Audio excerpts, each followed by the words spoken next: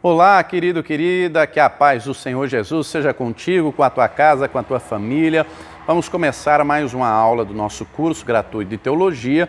Vamos estudar agora o nível Master, a disciplina é Missiologia e hoje nós vamos estudar a aula de número 72, as condições da missão.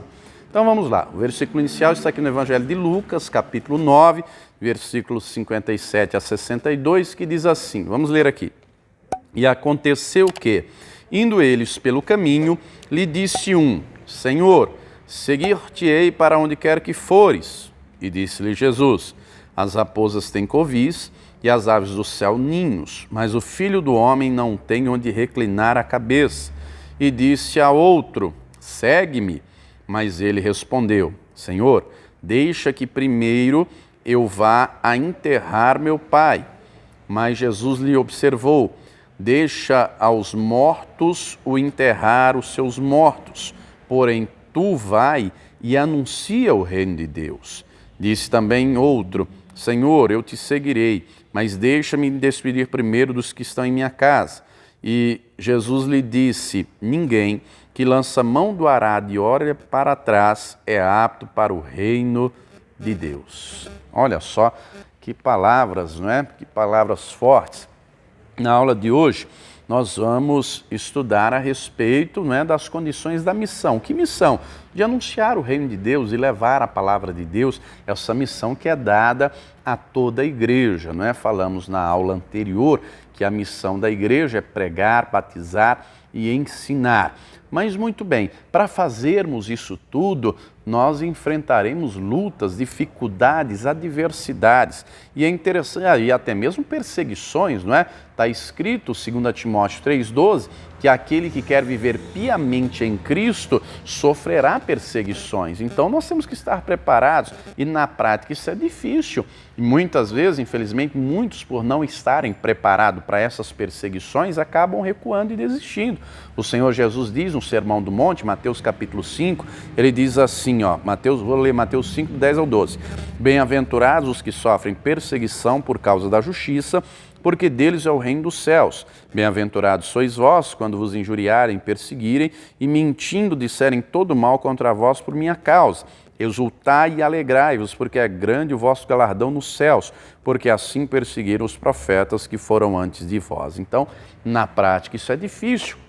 É difícil, na prática, se alegrar quando está sendo perseguido, maltratado, mas é necessário. Querido, querida, Deus tem uma nobre missão para nós. Deus tem uma nobre missão para a sua igreja, que é anunciar o seu evangelho, o reino de Deus, a palavra, e o Senhor quer cada um de nós executando essa obra com excelência, com maestria. Então, nós não podemos desistir, nós não podemos recuar. Como diz lá o escritor aos Hebreus, capítulo 12, nós temos que olhar para Jesus, autor e consumador da nossa fé, e realizar a obra de Deus assim como o Senhor Jesus fez, assim como ele deu exemplo.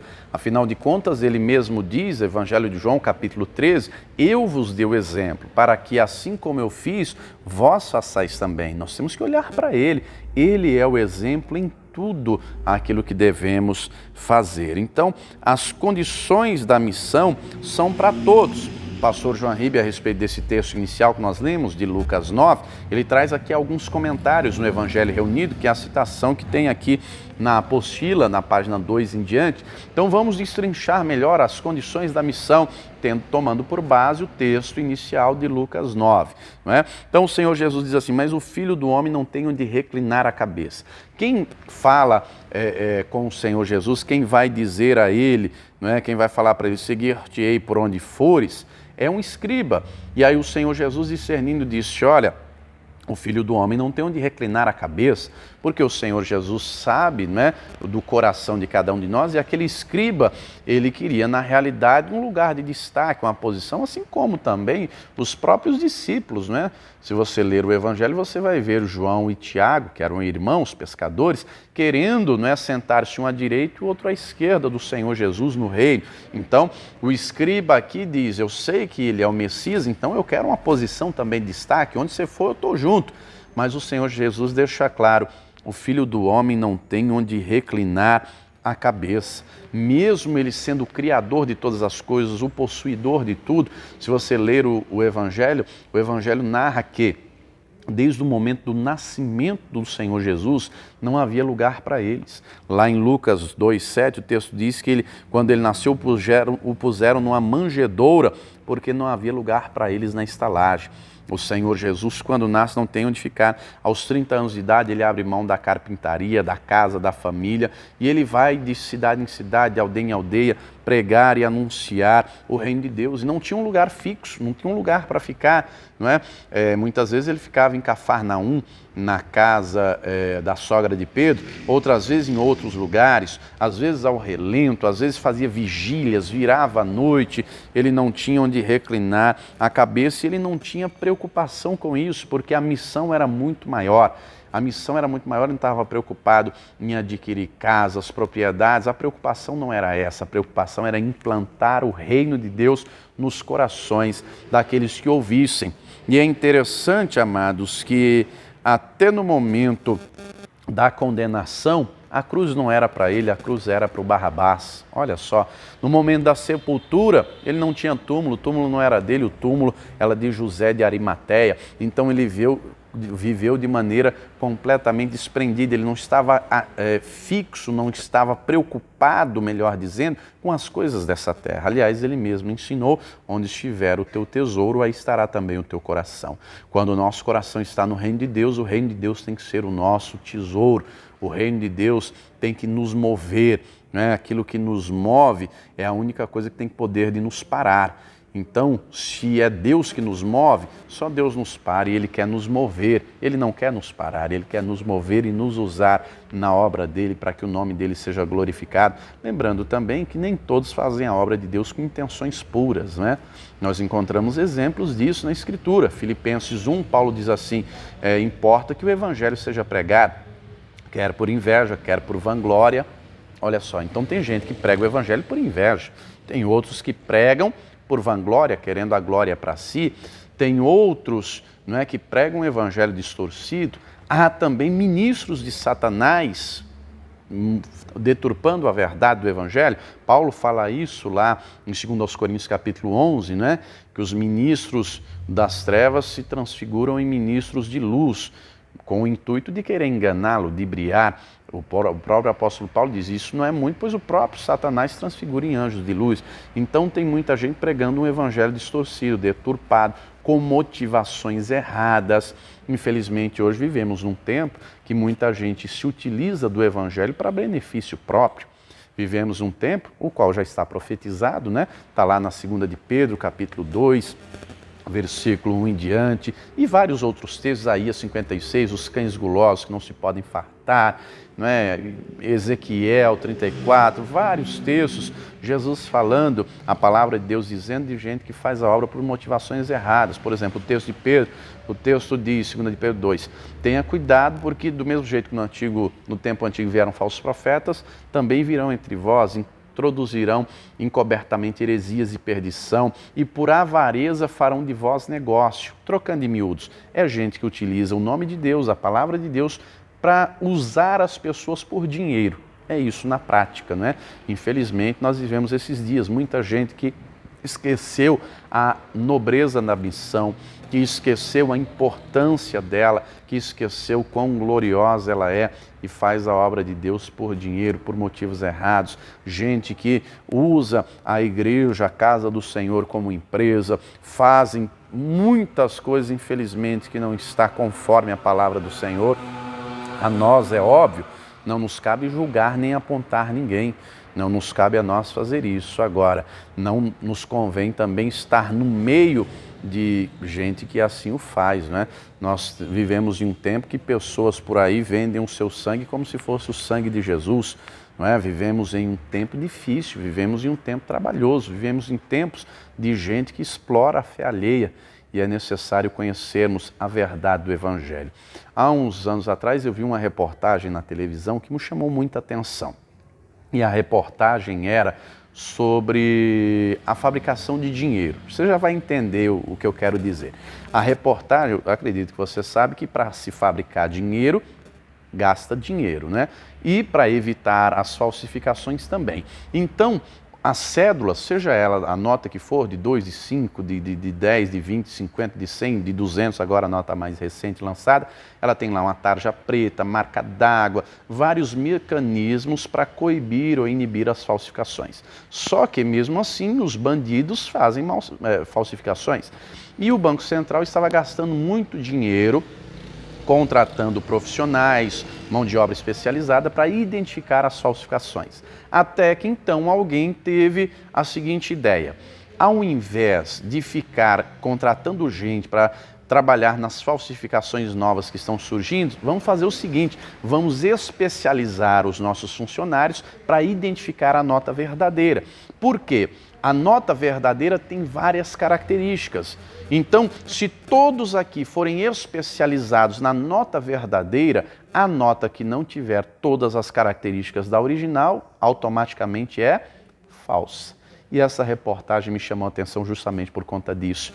No caso aqui da reportagem, o que o Espírito Santo me trouxe à memória e o entendimento é: você tem que se especializar na verdade do Evangelho. Você tem que conhecer todas as características do Evangelho genuíno, do Evangelho verdadeiro, porque se aparecer alguma coisa que não tem as características do verdadeiro, automaticamente é falso.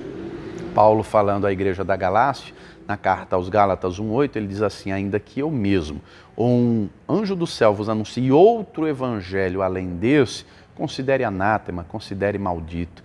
Então, nós temos que nos aprofundar, nos especializar no conhecimento da verdade, no conhecimento do Evangelho, no conhecimento da palavra, no conhecimento da missão, de como ela deve ser feita. Ela deve ser feita como Jesus fez. Se nós a fizermos de maneira correta, exata, os resultados serão atingidos, os resultados bíblicos. Deus, Ele quer ver a igreja dele crescendo, a igreja dele avançando, mas, amados, Ele não está preocupado com números. Tem muita gente, uns sofrem, como dizem alguns, de numerofobia, o pânico do número, do crescimento. Outros sofrem de numerologia, querem ver os números estrondosos. Eu tenho não sei quantos mil membros, batizamos não sei quantas mil pessoas, e só pensa em número. Nós temos que ter bom senso. O Evangelho tem que crescer, mas Deus não está preocupado com quantidade, Ele está preocupado com qualidade. E isso nós vemos várias referências desde o Antigo Testamento. Por exemplo, Isaías 10. Ainda que o povo de Israel seja como as estrelas do céu, como a areia da praia do mar, apenas o remanescente será salvo. Olha só que texto forte, não é? Apenas o remanescente será salvo. Sofonias fala desse remanescente também. Eu quero ler para você o texto de Sofonias, que fala aqui deste remanescente que será salvo. Olha o que diz aqui, vou ler Sofonias capítulo 3, eu vou ler a partir do versículo de número 13, que diz assim: portanto, o remanescente de Israel não mais praticará malignidades, nem injustiças, não faltará com a verdade, nem se encontrará nas bocas dessas pessoas qualquer engano ou falsidade. Eles se alimentarão e descansarão tranquilamente, sem que nada nem ninguém os perturbe. Cantai, pois, alegremente, ó filha, cidade de Sião. Rejubila, ó Israel, vencer com Deus. Regozija, ó Israel, porque o Senhor... Regozije e ajude de todo o coração, ó filha de Jerusalém. Eis que Yahvé anulou a sentença de execução que havia contra ti e fez retroceder todos os teus inimigos. O Senhor, o Rei de Israel, está no meio de ti. Daqui por diante não temerás mal algum. Então o texto aqui fala de maneira clara do remanescente fiel, de gente que faz a vontade de Deus. Romanos 9, Paulo cita aqui também esse remanescente. Também lá em Apocalipse 12, o texto diz que o dragão saiu a fazer guerra ao remanescente da igreja. Nós temos que ser esse remanescente, amados. Nós temos que ser o povo que de fato é povo de Deus. Muita gente, infelizmente, hoje está na igreja, mas está por estar. Muitos vivem por viver, pregam por pregar, fazem por fazer, nós temos que fazer a obra de Deus com excelência, com temor e temor, como disse lá Paulo aos Coríntios, 1 Coríntios 15, 58. Portanto, irmãos, sede firmes e constantes, sempre abundantes na obra do Senhor, sabendo que o vosso trabalho não é vão no Senhor. Então, temos que servir a Deus com excelência, temos que fazer a obra dele com temor e tremor. Os pastores, os obreiros, todos de maneira geral, como diz Paulo a Timóteo, 1 carta 3,7, o servo de Deus tem que ter bom testemunho até dos que estão de fora. Infelizmente é triste dizer, mas é uma realidade. O que tem de cristãos aí dando mau testemunho, o que tem de membros, obreiros, pastores inclusive, é gente que sem temor nenhum vai para a rede social postar foto sensual, é gente que não tem, como muitos dizem, eu já ouvi até dizer, mas eu não tenho papa na língua. Que é isso, meu irmão? Você tem que ter domínio próprio. Você tem que ter mansidão, gente que era para ser exemplo dando escândalo. A palavra diz que nós não podemos ser motivo de escândalo para ninguém. Nós temos que entender, amados, e avaliar, não é, as consequências de servir a Deus e servir com zelo e não sendo mau testemunho. Por exemplo, Marcos 8,34, o Senhor Jesus diz assim, se alguém quiser vir após mim, negue-se a si mesmo, tome a sua cruz e siga-me. Se alguém quiser, primeiro tem que querer. Segunda coisa, negar a si mesmo, o seu eu, a sua vontade, o seu desejo para fazer a vontade de Deus. Terceira coisa, tomar a sua cruz e seguir. Tem muita gente que não entendeu ainda o que é tomar a cruz. Tem gente que pensa que tomar a cruz é um fardo, é aturar. Mas o meu marido é a minha cruz, a minha mulher é a minha cruz, não sei quem é a minha cruz. Não, querido. No contexto bíblico, no tempo das crucificações, né, quando alguém era condenado à crucificação, a pessoa, o condenado, tinha que levar a sua cruz do lugar da condenação, geralmente o fórum, que era o pretório, né, até o local da execução da pena. E a pessoa ia numa caminhada pública e aquela caminhada todos viam e todo mundo ali entendia algo. Está indo por um caminho que não tem volta. Então o Senhor Jesus, o que quer dizer com essa palavra é, se você quer me servir, você tem que renunciar à sua vontade e me seguir e compreenda, você está entrando num caminho sem volta. Por isso que ele vai dizer, tu porém vai, não é? E anuncia o evangelho. E a ordem é imperativa, vai lá. Ele diz, não é? Deixa os mortos sepultarem os seus mortos. Ele traz uma declaração forte, inclusive, quem não tem Jesus está morto espiritualmente. Ele diz, deixa os mortos espirituais sepultarem o morto físico, anuncia o evangelho, porque o evangelho é palavra de vida, traz vida a quem está morto espiritualmente, né? Anuncia o evangelho, porque a missão precisa ser anunciada e essa missão é urgente. Ele diz, ninguém que lança a mão do arado e olha para trás é apto para o reino dos céus. Ele traz um exemplo aqui, amados, que era muito claro naquela época, não é?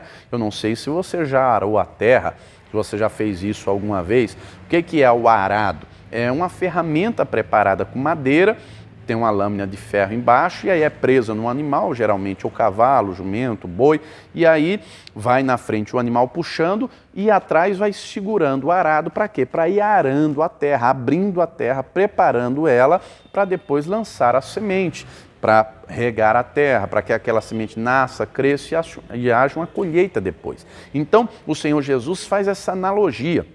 Quem está arando a terra tem que olhar para frente, não pode olhar para trás. Por quê? Porque o animal está indo e ele tem que ir em linha reta e é o condutor do arado que vai fazendo aí essa direção, dando a direção disso. Ele tem que ficar olhando para frente, por quê? Para que o arado não passe numa pedra, num toco de madeira e venha a quebrar a ferramenta ou até mesmo ferir o animal ou até mesmo o próprio que está ali dirigindo aquele arado. Então eu tenho que ficar de olho, eu tenho que olhar para frente, né? Paulo diz lá em Filipenses 3 que nós temos que olhar para o alvo, né? Deixar para trás as coisas que ficam e prosseguir para o alvo. E o alvo é o Senhor Jesus. Então nós temos que ter esse entendimento, nós temos que ter essa compreensão. O mundo é o campo que precisa ser arado. Nós somos os trabalhadores da seara do Senhor. Em Mateus 9, ele diz assim, olha, os campos já estão prontos, grande é a seara, rogai ao Senhor da seara para que envie mais ceifeiros. Então nós temos que ser aquele que prepara a terra. Nós temos que ser aquele que abre a terra. A terra representa biblicamente o coração. A semente, como o Senhor Jesus contou na parábola do semeador, Mateus 13, a semente é a palavra de Deus. Nós não podemos ficar olhando para trás, nós temos que compreender, nós temos uma nobre missão, que é levar a palavra, anunciar o Evangelho. Não podemos recuar nem desistir. Tem gente, infelizmente, que às vezes desiste por causa de mau testemunho de outros. Tem gente que às vezes é por conta do seu próprio pecado, cai, não é? Tem gente que não vigia, acaba vacilando. Outros se escandalizam, independente da situação, querido, querida. Lembre-se de uma coisa, o Senhor Jesus te chamou, Ele te deu uma missão, a missão é dada para todos nós temos que cumprir essa missão com zelo. O Senhor espera trabalhadores dedicados, o Senhor espera trabalhadores com entendimento.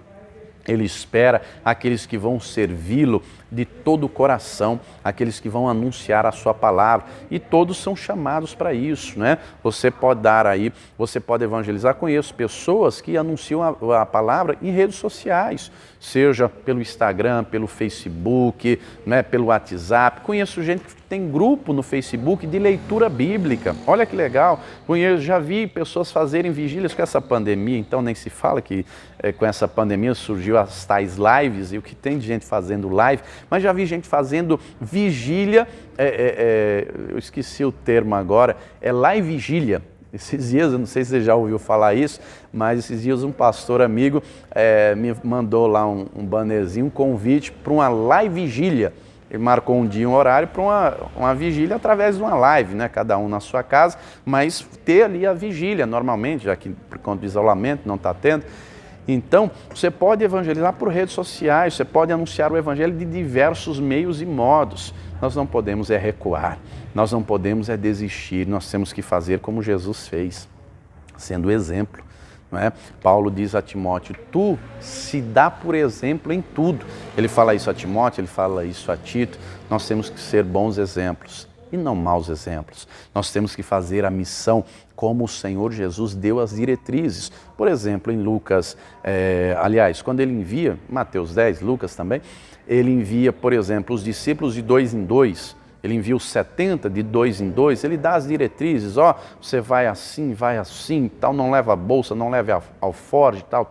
Depois ele diz lá na frente, em Lucas 22, quando vos mandei sem bolsa, sem alforje, faltou alguma coisa? E eles disseram, nada. Querido, querida, quando nós fazemos a obra de Deus, é o próprio Deus que nos supre, é o próprio Deus que nos sustenta.